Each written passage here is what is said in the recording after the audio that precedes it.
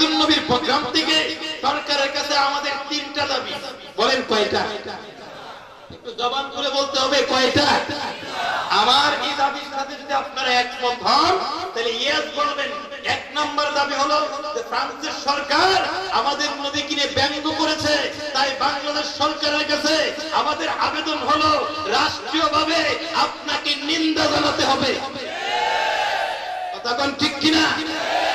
আমাদের কোটি কোটি মুসলমানদের দাবি, আমাদের হৃদয় খুশি হবে, ঠিক কিনা?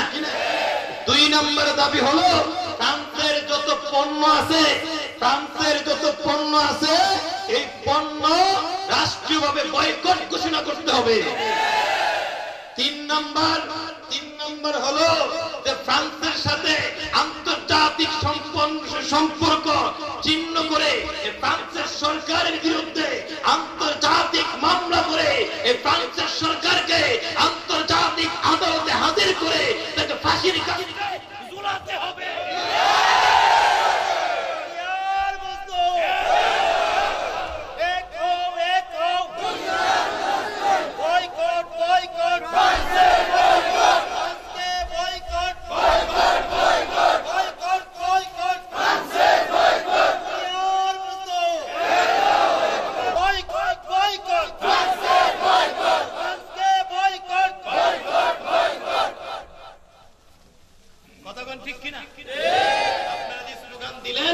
এই খবর মদিনার নবীর দরবারে আছে না? ওই যে আজহারী সাহেব বলে গেছে, এই ওয়াজ আমি চাতলপাড় মসজিদেও করেছি, আমাদের আমল নবীর দরবারে পেশ করা। আমরা যে নবীর জন্য নবীর কষ্টে কষ্ট পাইছি, এই খবর মদিনার নবীর দরবারে আছে না? নাই? নাজাতের ওসিলা হতে পারে না? আমার প্রাণের ভাইরা, এভাবেই আমাদেরকে এগিয়ে যেতে হবে। কথা বলেন ঠিক কিনা? নবীর বিরুদ্ধে যারা, তাদের বিরুদ্ধে আমরা, হ্যাঁ কথা বলেন ঠিক কিনা? আমরা হিন্দুদের উপর আঘাত করি না, বিধর্মীদের উপর আমরা আঘাত করি না। আমাদের নবীর বিরুদ্ধে যেই কথা বলবে, সে যদি মুসলিম হয়, সে যদি ইহুদি হয়, সে যদি নাসারা হয়, সে যদি খ্রিস্টান হয়, সে যদি আমার ভাইও হয়, তার বিরুদ্ধে আমাদের জিহাদ ঘোষণা। কথা বলেন ঠিক কিনা? এটা পরে, আগে আমার নবী, কারণ নবীর কারণেই আমরা এই পৃথিবীতে এসেছি। কথা বলেন ঠিক কিনা? নবীর কারণেই আমরা আসমান দেখেছি, জমিন দেখেছি, এই তামাম পৃথিবী সৃষ্টি হয়েছে কার খাতিরে? নবীর খাতিরে। কথা বলেন ঠিক কিনা? আমরা শ্রেষ্ঠ মানুষ হয়েছি, শ্রেষ্ঠ উম্মত হয়েছি কার কারণে? নবীর কারণে। সুতরাং এই নবীর বিরুদ্ধে যদি কেউ কিছু বলে, কোনো আপোষ নাই। কথা বলেন ঠিক কিনা?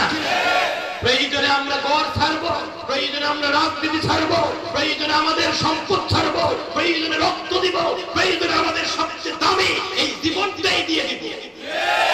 কথা বলেন ঠিক কিনা? সুতরাং যখন যে আন্দোলন আসবে, সমস্ত মুসলমান একমত হয়ে বাতিলদের মোকাবেলা করা দরকার আছে না? নাই? আমার ভাইয়েরা, এই রহমতপুর জামে মসজিদ আছে না? একটু জোরে কোন জীবন মসজিদের বারান্দায় গেছে না? আচ্ছা বলেন, এই কয়েকটা গ্রামের পরে যদি এই কয়েকটা গ্রাম থেকে যদি মনে করেন আমি উদাহরণ জন্য আপনাদের এই রহমতপুর মসজিদ ভাঙ্গালায় বসাইতেছে, আচ্ছা বলেন যে লোকটা জীবনও মসজিদও গেছে না, এই লোকটা কি আগায়া যাবে না? মসজিদও কিছু না, আল্লাহু আকবার বলেন না? মসজিদও কিছু না, আমি যাইবো শয়তানের প্ররোচনায় পড়ে আমি এখন নামাজ পড়তেছি না, কিন্তু আমি নামাজ পড়বো। কথা বল ঠিক কিনা? কিন্তু আমাদের মসজিদ ভাঙ্গালায় বলতেছে আইও আমার লাশের উপর তো যাইতে হবে। কথা বল ঠিক কিনা? সুতরাং আজকে এই প্রোগ্রাম থেকে সরকারের কাছে কয়টা দাবি জানাইলাম? তিনটা দাবি জানাইলাম। আমাদের সরকারের কাছে আমরা বলছি না যে আপনি রাজত্ব ছেড়ে দেন, এই কথা আমরা বলছি না। কথা বল ঠিক কিনা? সিংহাসন, আপনি সিংহাসনে আছেন, আমাদের এই তিনটা দাবি মাইনালাম, তাহলে কোটি কোটি মুসলমান আপনার সাথে থাকবে। কথা বল ঠিক কিনা? আর ওয়াইসির কাছে আজকে যেহেতু মিডিয়া, কয়েকটা মিডিয়া আছে সারা বিশ্বে, যেহেতু আমাদের বক্তব্য চলে যাচ্ছে, আপনাদের স্লোগানের আওয়াজ চলে যাচ্ছে, ওয়াইসির কাছে আমরা বলবো একটা হুঙ্কার দেন। কথা বল ঠিক কিনা? সেই হুঙ্কার হযরত ওমর ফারুক দিয়েছিলেন, সেই হুঙ্কার দেন, সেই হুঙ্কার হযরত আলী দিয়েছিলেন, আবু বকর বকর দিয়েছিলেন, উমর দিয়েছিলেন, শাহজালাল দিয়েছিলেন, যে হুঙ্কার আল্লামা সাহেব কিবলা ফুলতুলি দিয়েছিলেন, ওয়াইসি আপনি একটা হুঙ্কার দেন, হুঙ্কারের গর্জনে বাতিলের মস্তক তছনছ হয়ে যাবে।